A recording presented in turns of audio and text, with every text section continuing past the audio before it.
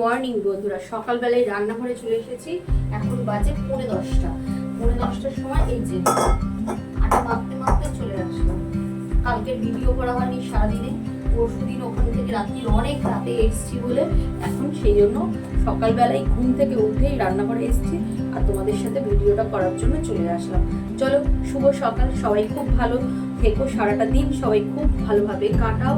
আমার চ্যানেলে তোমাদের সবাইকে অনেক ভালোবাসা। যারা নতুন দেখছো তাদের সবাই প্লিজ আমার পাশে থেকো, সাথে থেকো, ভিডিওটা দেখতে থাকো। সকালবেলা উঠেছি অনেক দেরি করে, তাই কাজ করতে দেরি হবে, কিছু করার নেই। কিন্তু এখন খাবার বানাতে হবে।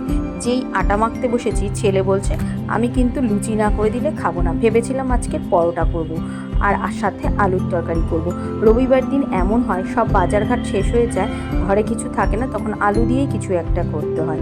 সকালবেলায় দেখছি উঠে আলুও নেই। যাই হোক, সকালবেলা 2 কিলো আগে আলু নিয়ে আসলাম, কারণ আমাদের বাড়ির নিচেই মুদিখানা দোকান আছে, সেখান থেকে আনা যায়। এনে আগে আটাটাকে মেখে নিয়ে, ময়দা আটা মিশিয়ে একসাথে মেখে নিলাম। ছেলে বলল যে করে দিতে হবে তোমাকে এখন লুচি, তাই আমি লুচি করে দিলাম। আর ওই যে প্রতিদিনের মতন আজকেরও সকালের টিফিন বানানোর একটা ঝামেলা আমার থেকেই যায়। প্রত্যেক দিনই সকালবেলা কিছু না কিছু টিফিন বানাতেই হবে, কোনো সময় বাইরে গিয়ে এনে খাওয়ালে হবে না তাকে। যাই হোক, চলুন খাবারটা বানিয়ে নিই। প্রথমেই ময়দাটাকে মেখে রেখে দিয়েছি আর বরমশাইকে বাজারে পাঠিয়ে দিয়েছি। রবিবার বাজার করতেই হবে, সারা সপ্তাহের বাজার। এবার আমি আলুটাকে কেটে নিয়ে তাড়াতাড়ি করে আগে তরকারিটা বসিয়ে দিই, তারপর লুচিগুলোকে বেলে নেব।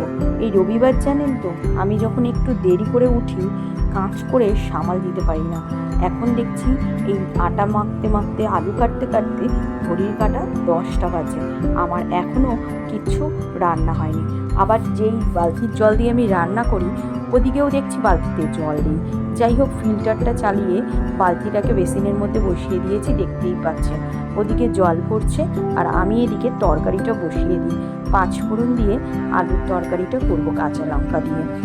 লুচির সাথে বেশ আলুর তরকারি খেতেই তো ভালো লাগে, তাই জন্য আগে বলেছিলাম পরোটা করব। ছেলে বলল না, আলুর তরকারি করছো যখন তখন তোমাকে লুচিই করতে হবে। আমি বলছি এমনিই বেলা হয়ে গেছে, আবার তুই বলছিস লুচি করতে হবে। যাই হোক, তাকে আগে সকালবেলা একটুখানি কমপ্লেন করে দিয়েছি, সে খাচ্ছে। আর আমি এইদিকে তরকারিটা বসিয়ে দিয়ে আটাটাকে মেখে নিয়েছি। এইসব কাজ করতে করতে দেখি বালতিটাও আমার ভরে গিয়েছে, কারণ সারাদিন তো রান্নাবান্না করতে হবে, জল লাগবে। আর আমাদের কলের জল থেকে এত আয়রন পড়ে যে ওই জল দিয়ে জানেন তো কোনো কাজ করা যায় না। তাই জন্য আমি সবসময় আগে বালতিতে ভরে নিই ফিল্টারটা জলটা, তারপরে কাজ শুরু করি। না হলে ওই কলের জল দিয়ে না কিচ্ছু করা যায় না। বালতিতে ভরে নিই, যখন শেষ হয়ে যায় তখন আবার ভরে নিই, কারণ ফিল্টার তো বারবার চালাতে গেলে ওই সরু সরু হয়ে জল পড়ে, আমার কাজ করা হয় না। যাই হোক, এবার সব মিলিয়ে ঝুলিয়ে নিয়ে আমি ভরে ঠরে নিয়ে কাজটা শুরু করে দিলাম। তেলটা গরম বসিয়ে দিয়ে আমি এবার লুচিগুলোকে আগে বেলে নিই।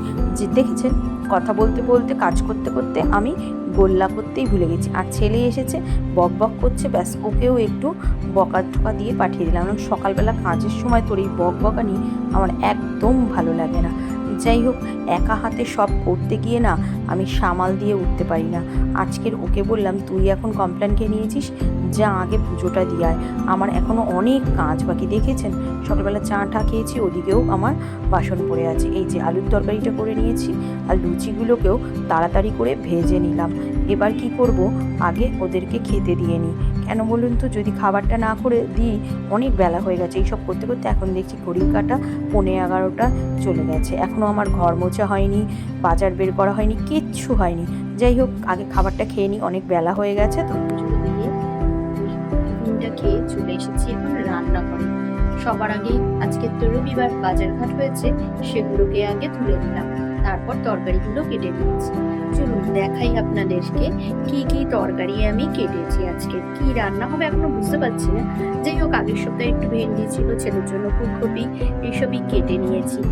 রান্নাটা বসাবো। এই যে আলু কেটেছি, ভেন্ডি দিয়ে আলু দিয়ে পোস্ত করব। আদা লঙ্কা টমেটো কেটেছি, মানে ফুলকপি আলু কেটেছি, এই দিয়ে আগে রান্নাটা বসিয়ে নিই। এবার পোস্তটাকে আগে বেটে নিই। যদি পোস্তটাকে না বেটে নিই, ওদিকে ভেন্ডি ভাজতে ভাজতে আমার দেরি হয়ে যাবে, তখন আর পোস্ত বাটা হবে না। অর্ধেক সবজি কেটে নিয়ে রান্নাটা বসাতে চলে আসলাম। এদিকে কিছুটা রান্না বসাই, তারপরে আবার ওইদিকে দেখি কিছুটা রান্না করতে করতে তরকারি কেটে নেব। প্রথমেই আমি কি করি, মিক্সারের মধ্যে পোস্তটাকে দিয়ে ঘুরিয়ে নিই। যেহেতু পোস্তটা একটু শুকনো থাকলে ভালো বাটা হয়, তাই পোস্তটাকে আগে ঘুরিয়ে নিয়ে তারপরে দেখলাম পোস্তটা যখন একটু ভেঙে ভেঙেছে, ওর মধ্যে একটা কাঁচা লঙ্কা আর জল দিয়ে ভালো করে ঘুরিয়ে নিলে বেশ খুব সুন্দর করে দেখি বাটা হয়ে যায়। যাই হোক, এইসব করতে করতেই আমি আলুটাকেও ভেন্ডি ভেজে তুলে নিয়ে আলুটাও ভেজে তুলে নিয়ে পোস্তটাকে দিয়ে কষতে দিয়ে দিলাম। আর এই দিকে দেখি বর তো বাজারঘাট এনেই রেখে দিয়েছে, বের করা হয়নি, তাই এই যে চিকেনটাকে আমি ঢেলে নিয়েছি, আজকে চিকেনই করব। এরা দেখছি ওই যে লাল আমুদি মাছ হয় সেগুলো এনেছে, কাতলা মাছের পেটি এনেছে, সারা সপ্তাহের বাজার। ওকে বললে ও বেশ 2-3 রকমের মাছ নিয়ে আসে। গেল সপ্তাহেই তো আপনাদের দেখিয়েছি, গেল সপ্তাহে চিকেন আনেনি, অনেক মাছ এনেছে। আর পমফ্রেট মাছ এনেছে। আর এই দিকে আবার কী মাছ এনেছে দেখি, ও শোল মাছ, বড় শোল পাইনি, তাই সে বলছে ছোটো ছোটোই পেয়েছি, তাই ছোটো এনেছি। এই শীতের সময় শোল মাছ ওঠে, আমার শোল দিয়ে মূলো দিয়ে খেতে খুব ভালো লাগে। যাই হোক, ও যে এইভাবে বাজারগুলো এনেছে, আজকের আপনাদেরকে আমি শেয়ার করব কিভাবে আমি এই 1 সপ্তাহের মাছ রেখে দিই। আমার মাছগুলো জানেন তো খুব ভালো থাকে। যাই হোক, আগে তরকারিগুলোকে নামিয়ে নিই, তারপরে এদিকে মাছের কাজটা করব। এই দেখুন, ওগুলো মাছগুলো বের করতে করতে এদিকে আমার আলু পোস্ত দিয়েছি যেটা, সেটাও বেশ, আলুটাও সেদ্ধ হয়ে গেছে আর পোস্তটা ভালো করে কষে গেছে। আমি এবার ভেন্ডিটাকে এর মধ্যে দিয়ে আর একটুখানি জল দিয়ে নাড়াচাড়া করতে দেবো। ভেন্ডিটা যে একটুখানি নরম হয়ে যাবে, ভেন্ডিতে এমনিই নরম, তারপরে এগুলোকে আমি মাছগুলোকে আগে গুছিয়ে নিই। যাই, এবার প্রথমেই কাতলা মাছের মধ্যে কাতলা মাছটাকে বের করে নিলাম। আমি কি করি, প্রথমেই প্লাস্টিক থেকে জলের মধ্যে দিয়ে একবার করে ধুয়ে তারপরে এই যে বক্সগুলোর মধ্যে দিয়ে আমি আটকে ফ্রিজের মধ্যে রাখি। দেখতেই পেলেন, প্রথমেই কাতলা মাছটাকে আমি ধুয়ে নিলাম, ধুয়ে একটা বক্সে রাখলাম। আর অল্প মাছ হলেও কী হোক আর বেশি মাছ হলেও কী হোক, আমি প্রত্যেকটা মাছকে আলাদা আলাদা রাখি। তাহলে কি হয়, মাছের স্বাদটা নষ্ট হয় না। আর মাছের গায়ে যে রক্তগুলো লেগে থাকে, সেই রক্তগুলো যদি ধুয়ে রাখা হয় তাহলে মাছটা কিন্তু ভালোই থাকে আমার মনে হয়। আমি জানি না আপনারা কে কিভাবে মাছ রাখেন, যাদের প্রত্যেক দিন বাজার হয় না, 1 সপ্তাহের বাজার একবারে হয়, তারা অবশ্যই একটু আমাকে কমেন্টে জানাবেন তো। যাই হোক, এবার আমি কি করলাম, সব মাছগুলোকে ধুচ্ছি, তো এবার রুই মাছটা, কাতলা মাছটা ধুয়ে নিলাম আর শোল মাছটা ধুয়ে নিলাম। এবার পমফ্রেট মাছগুলো আমি সব মাছই একবার করে জল দিয়ে ধুয়ে নিই। আর যেদিন যেটা রান্না করি বাষ্পটাকে বের করে রাখি, বরফটা গলে গেলে তারপরে আবার জল দিয়ে ভালো করে, যেই মাছে আঁশ থাকে আঁশটা ছাড়িয়ে নিই, যেই মাছে আঁশ থাকে না ভালো করে ধুয়ে ঠুয়ে নিয়ে রান্না করি। আমি তো দেখে মনে হয় বেশ ভালোই থাকে। আমার এই মাছ পুরো 2 দিন নিরামিষ আছে, সেই 2 দিন নিরামিষ খাবো, মঙ্গলবার আর শুক্রবার, আর বাদবাকি যে কদিন থাকে হয়ে যায়, যে কদিন এই মাছে থাকে করুন।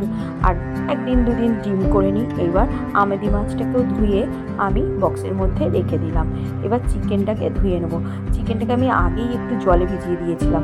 চিকেনের গায়ে ওই রক্তগুলো লেগে থাকে না, আমার প্রচণ্ড ঘেন্না করে, তাই জন্য আমি কিছুক্ষণ জলে ভিজিয়ে রাখি।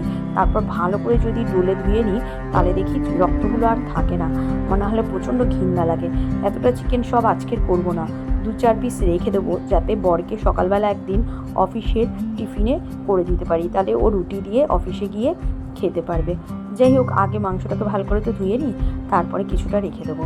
এই দেখুন, সব বক্সের মধ্যে আমি কেমনভাবে রেখে দিয়েছি। এবার বক্সের মুখগুলোকে সব আটকে দেবো, তারপর ফ্রিজে আমি রেখে দেবো।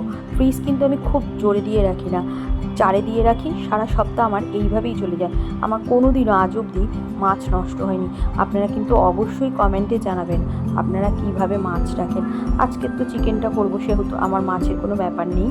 আর গেল সপ্তাহের এখনও ভোলা মাছ ফ্রিজে রয়েছে 2 পিস, আজকে বের করা যাবে না। কেন বলুন তো, বর যদি দেখতে পেয়েছে যে আমি ভোলা মাছ বের করেছি, ও আমাকে বলবে কি, এই তুমি এখনও মাছ শেষ করোনি। ও বলে প্রত্যেক সপ্তাহের মাছ প্রত্যেক সপ্তাহে শেষ করে দেবে, বেশি দিন পর্যন্ত রাখবে না। এই দেখুন, ফ্রিজের মধ্যে আমি মাছগুলোকে রেখে দিয়েছি, দেখতেই পাচ্ছেন কেমন করে আমি মাছগুলোকে রেখেছি। সব মাছগুলোকে ভালো করে রেখে আটকে দিলাম। আর ফ্রিজের মধ্যে একটুখানি ভাত ছিল, সেটাও বের করে নিয়ে আসলাম। এইদিকে ভেন্ডি পোস্ত হয়ে গেছে, আর ফুলকপি আর আলু ভাজতে বসিয়ে দিয়েছি। ওই যে ছেলে তো মাছ মাংস খাবে না, যেই হোক ওর জন্য আজকে ফুলকপি করব। ওর বাবাকে পনির আনতে বলেছি, পনির এনেছে, কিন্তু পনির করব না। পনির যদি আমি করি ও তাহলে ফুলকপিটা আর খাবে না। চাল মগজ আদা, লঙ্কা, টমেটো আর অল্প একটু পোস্ত দিয়ে বেটে নিয়ে ওর জন্য এই ফুলকপিটা বানাচ্ছি। চালমগজ পোস্ত দিলে ফুলকপিতে একটা বেশ সুন্দর স্বাদ হয়। আর এদিকে ভাতটাও বসিয়ে দিয়েছি। এর ফাঁকে একবার ঘরে এসছি, দেখুন আমার ছেলের কাণ্ড।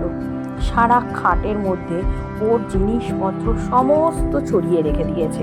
ও মানে কি বলবো না, ওকে কিছু ধরাও যাবে না। যাই হোক, ওর মতন করছে। আমি এবার এসে মাংসটাকে বসিয়ে দিলাম। বেশ মাংসটা আমার কষানো হয়ে গেছে, এই মাংসও সেদ্ধ হয়ে গেছে। এখন ঘড়ির কাঁটা 2:30 বাজে, জানেন, এখনও আমার খেতে বসা হয়নি। চলুন এবার রান্না শেষ করে খেতে দিয়ে দিই। এই যে খাবারটা ঘরে নিয়ে এসেছি। আপনাদেরকে তো আমি অনেকবারই বলেছি যে আমার বাড়িতে কিছু সমস্যা আছে, সেই জন্যেই আমি একটা ঘরেই থাকি, ওখানেই খাই, ওখানেই থাকি। এইভাবে যাই হোক চলছে কোনো রকমভাবে সব মানিয়ে নিয়ে। ওই যে আবারও বলি, মানিয়ে নিয়ে, মেয়েদের তো শুধু মানিয়ে নিতে হয়। এবার বরকে ভাত দিয়ে দিলাম।